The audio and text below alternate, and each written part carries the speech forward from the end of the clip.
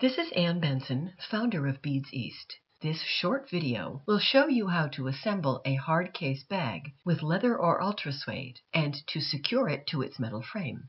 I'm using the Beads East design blue on blue, but this technique works for any hard case bag and frame. This video also applies to the Beads East Gleam Garden bag. When all the stitching is complete, you need to trim away the excess non-woven. Use very sharp scissors and pay attention to the corners. Take care not to cut any of your stitching threads. When the trimming is done, you'll add the edging beads all around the wave of beadwork. This is really a very simple stitch. It's a modification of the brick stitch. Let's take a look at it now. Secure a thread within your beadwork and bring it out close to the edge, within 1/16 of an inch. Pick up one bead, then run the thread from back to front in the same hole. Run through the bead again, from inside to outside. Tighten the thread so the bead snugs up to the edge. Pick up another bead and run the thread from front to back, about one bead's width away. Run through the added bead and tighten the thread. This bead will sit neatly against the edge. Repeat this action all around your edge. When you reach the end, run the thread through the first bead, from outside to inside. Then tighten the thread to create a seamless look. Secure the thread within the weave and trim it.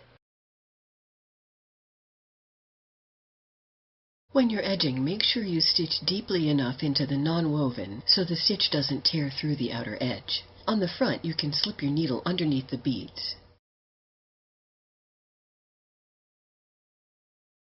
Now we'll cut our leather. Use the template that's provided to cut 2 pieces of leather the same size.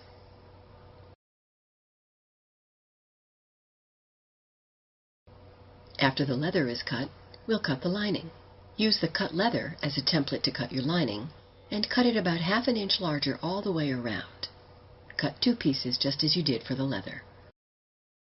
We need to determine the center point on the long sides on one of the pieces of leather, so fold it in half and use a pen or a pencil to make a very small mark at the fold point within 1/8 of an inch of the edge. In order to make the leather fit the hard case, we need to gather the edges a little bit. This is just the same type of gather you would do in ordinary sewing.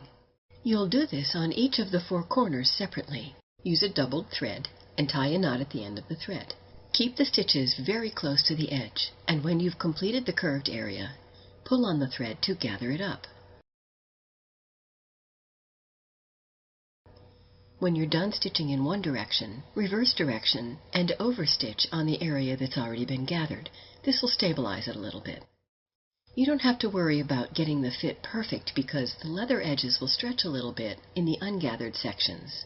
You can test fit the gathered leather to the hard case, and if you need to, you can cut away the gathers in one of the corners or all of the corners and redo them until the fit is the way you want it to be. Here's where the double-faced tape starts to come into play. On the threaded side of your beaded wave, you want to place 2 short strips about 1/2 inch away from the short ends. These will hold the beadwork in place as you're basting it to the leather. Now position the beaded wave on the marked piece of leather so that the short ends are centered over the marks on both sides, leaving a gap of about 1/4 of an inch. This will accommodate the frame. Baste the short ends of the beadwork to the leather first. Make each stitch at least 1/8 of an inch into the non-woven for security. You'll notice that your threads will disappear on the surface of the beadwork. You can manipulate the threads with your fingertips or the tip of your needle to make sure this happens. Before you sew the long edges in place, put a few dabs of glue on the threaded back of the beadwork. Spread it out a little bit. You don't want too much. Make sure it doesn't ooze out over the edges. This will help to hold the beadwork in place later on. Now stitch along the curved outer edges in the same way you stitched the short ends to the leather, again making sure that you've got enough of the non-woven so it doesn't tear away. The leather is attached to the beaded and the unbeaded side of the case in the same manner, so I'll show you the unbeaded side for simplicity's sake. You'll notice if you take a look at this side view of the hard case that one end is a little bit wider than the other. The wider end is intended to be positioned next to the hinge. The narrower end should be positioned next to the clasp.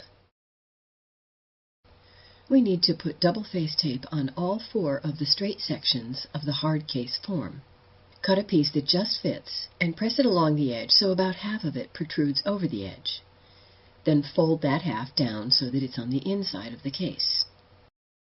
Now slide the leather over the hard case, lining up the long straight edges of the leather with the long straight edges of the case. Don't press down too hard on the tape until you're sure of the positioning. You may have to really force the corners up, but that's okay. Leather stretches quite nicely. If necessary, you can trim away any leather that protrudes over the edge of the case later on. But don't trim the gathered corners. Now we'll prepare the lining. You're going to gather this as well, but you can use a single thread. Make sure to cut one long enough so that it'll reach all the way around the lining in one continuous thread. Use a knot and bring the thread up about ½ inch in from the cut edge of the lining. Make a gathering stitch all the way around the outside edge. Now pull the gathering thread and adjust the edges so that the shape of the gathered lining roughly approximates the shape of the gathered leather. As you position the lining inside the hard case, fold the edges back so the gathering thread roughly lands along the edge of the hard case. You'll need to shift the fabric a little bit so it lines up neatly. Now we'll baste the lining to the leather. Start with a knot. Make sure you bury it inside the lining before you begin. Do a basic little slip stitch, catching at least 1/8 inch of the leather. Your needle will have to go at an angle. And then catching the lining right at the point of the gathering stitch. In the gathered corners, you want to try to keep your joining stitches closer to the leather so they won't be visible when you insert the case into the frame. Stitch the lining to the leather all the way around, then secure your thread and trim it. Repeat this on the other section of the case. You'll notice a cutout area along the top edge of one side of the hard case. This cutout accommodates a little bit of additional hardware that's located near the clasp. Be sure to position the case sides accordingly. Now it's time to glue the leathered sections into the frame. You'll notice if you take a look at the frame that the corner sections don't have an inside lip. You'll be a bit more sparing when you put your glue in the corners, and you want to keep it along this flat vertical surface as opposed to on the flat horizontal surface. In the straight sections where there's a lip, you can run a bead of glue all the way along the inside of that channel. You can be sparing with your use of glue. Between the lining and the case and the leather, there's a lot of friction, and that will really help to hold the leathered sections in place. You're going to find that you need to really push to get the corners in, but you can do it because the case, even though it's rigid, does have a little bit of flexibility. Let it dry for a long time. You can actually position a book on top of it so that contact is maintained as the glue is drying. Now the handle. The first thing you want to do is to string 10 strands of beads, using all of the colors except the darkest blue. For each of these strands, you want to start with about 5 feet of thread and then double it. Thread on 2 16-inch lengths of all 5 of these colors for a total of 10 strands. Lay them all out against each other to make sure they're the same length, and add or remove any beads as necessary. Tie a simple knot very close to the end of the beads on both sides of this strand group. You'll find that a crochet hook will be very helpful in making this small knot. Saturate both knots with glue and trim off all but about ½ inch of the thread tails. Use your wire cutters to cut the wire into 2 roughly 3-inch pieces. Now use the pliers to make a small hook at one end of both pieces of wire. This is the hook that will hold the knot. Flatten the hook around the knot, then trim away all but about 1/4 inch of the thread tail. Slip the wire through 1 bead cap and 1 pearl. Use your pliers to form a loose hook with the remaining wire. Slip this loop through one of the holes on the bag frame, and then wrap the wire around itself to secure that side of the handle. Trim away any excess wire, and then use the pliers to flatten the cut end so it won't catch on your clothing. Prepare the other end of the handle with the knot, and the hook, and the bead cap, and the pearl, and make the loop.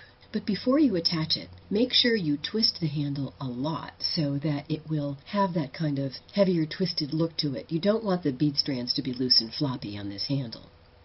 Make sure you maintain this twist as you're attaching the other side of the handle to the hole on the bag frame. And that's it. Pretty easy, And look at the bag you've just made. I hope you'll wear it proudly. This is Benson signing off, hoping you'll join us for other exciting projects from Beads East.